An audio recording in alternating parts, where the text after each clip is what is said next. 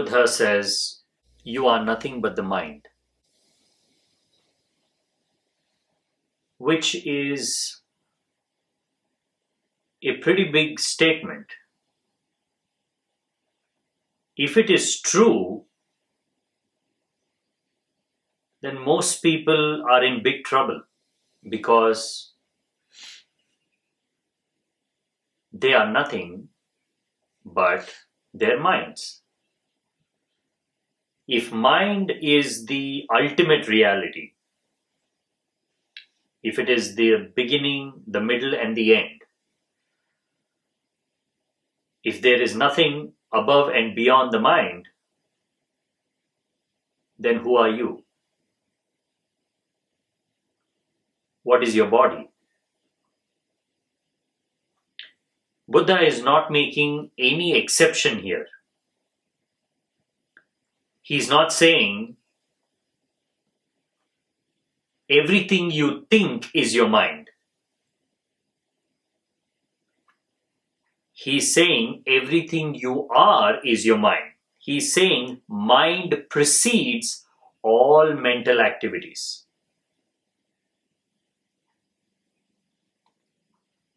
Before even a thought arises, it could be a thought that's going to push you to action, or it could be a thought helping you to reflect on the body. I look thin. I have a pimple on my nose. For all this, the mind is necessary. It is such a simple thing to understand, and yet how easily we miss it. When even the contemplation of the body requires the mind to already be there, we understand the phenomenon of the mind totally in reverse. We have put the mind inside the body, when in fact, the mind is outside of it. The mind is all around it. What Buddha is saying is very significant. He's saying that everything is mind. A part of that mind that you recognize as your thoughts, your actions, your friends, your family, your life, your birth, your death, none of these belong to you. Because where are you? If mind is everything, then what about choice? What about control? Do you even have a choice? This is a deep philosophical question. In one statement, he is forcing us to relook at everything we know about our minds and bodies. He's in a way saying that you have no control over your life. You have no control over your actions. What you regard as control is simply a part of your mind. If your mind wants you to experience some sense of control, you will. If your mind wants to take away control completely and make you lose control of what's happening, you will have no say in the matter. He is absolutely right. But he is talking about an unconscious mind. He's talking about a non-meditative mind. He's talking about an unawakened individual who's deeply asleep in the slumber of life. he is referring to the human condition. He is not referring to himself. He is talking about you, not him. There is a big difference. He's in a way saying that without awakening to your true nature, without understanding your mind and body, without gaining control over your senses, without consciously becoming the master of the mind, you are nothing but your mind. And when you truly become the master of the mind, you realize that you are something even above the mind. But you're made of the same stuff as the mind. What is mind made up of? It's made up of thoughts. But not only that, it also has intelligence. It also has awareness. It can make decisions. But not all these belong to thoughts. Mind is a deeper phenomenon.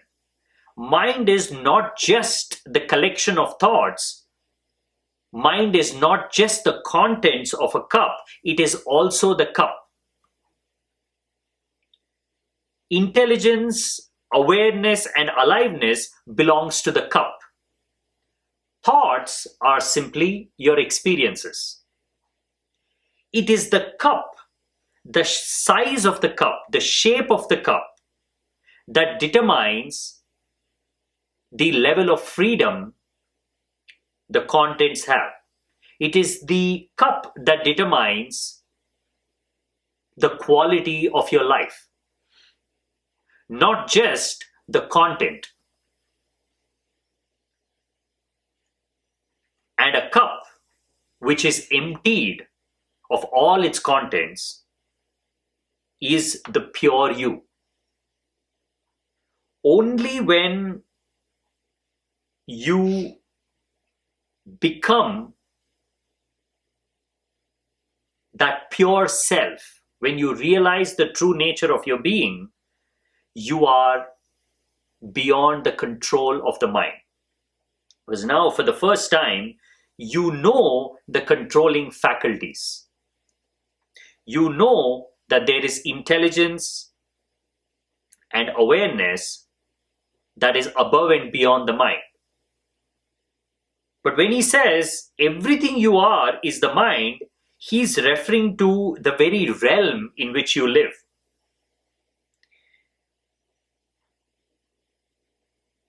The you that is identified with the contents of the cup is the individual you. The cup itself is the universal you.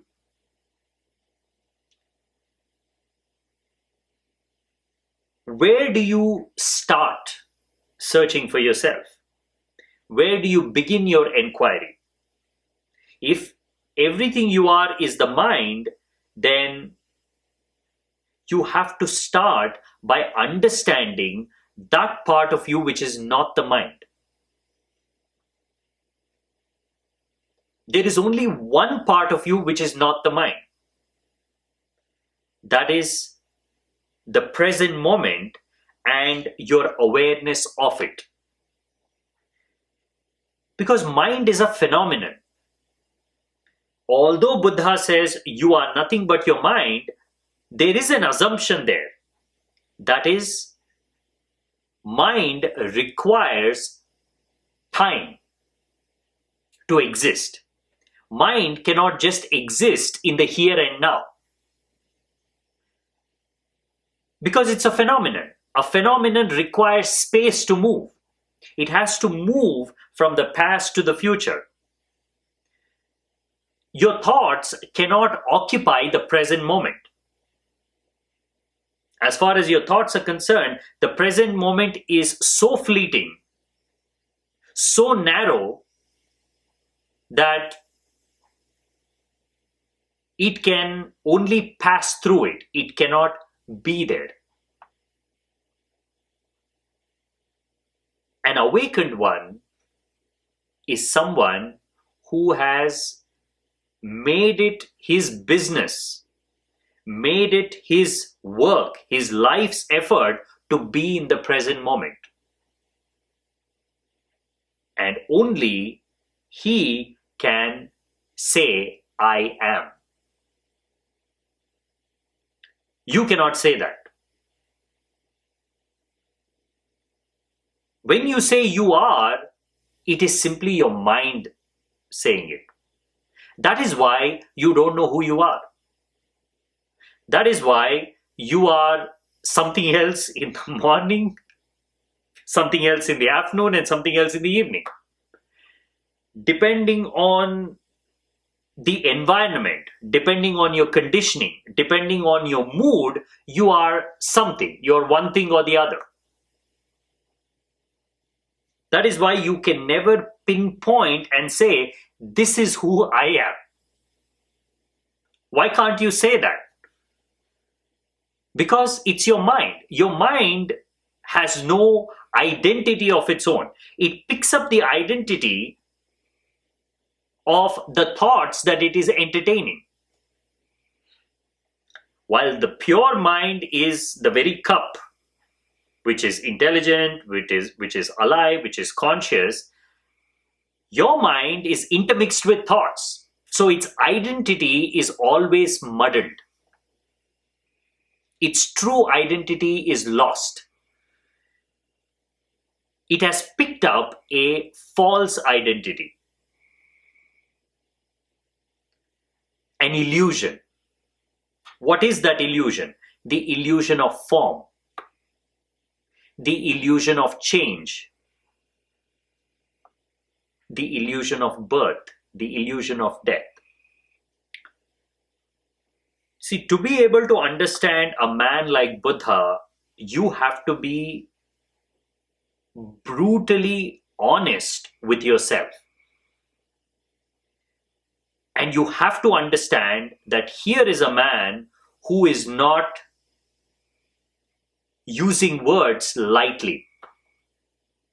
There is no necessity for Buddha to say one thing when the nature of reality is another. You can be absolutely sure when Buddha says something, that is how things are. Especially when he's talking about the nature of the mind, the nature of the body, life, death. Yes, as with any enlightened master's teachings, there are some fabrications. People have added something more to his teachings. Now, those are not difficult to identify. You can see the context is social. For example, when Buddha talks about right and wrong, good and bad, when he talks about morality, when he talks about the right speech, the right action, not being cruel to animals, you can see shades of the human minds that have hijacked some of Buddha's teachings to make it into a moral philosophy. Buddha's teachings are so pure, so existential, that it is utterly useless for anybody other than an individual. A community cannot make use of his teachings. A group can do nothing with his message. It was the same with Jesus' message.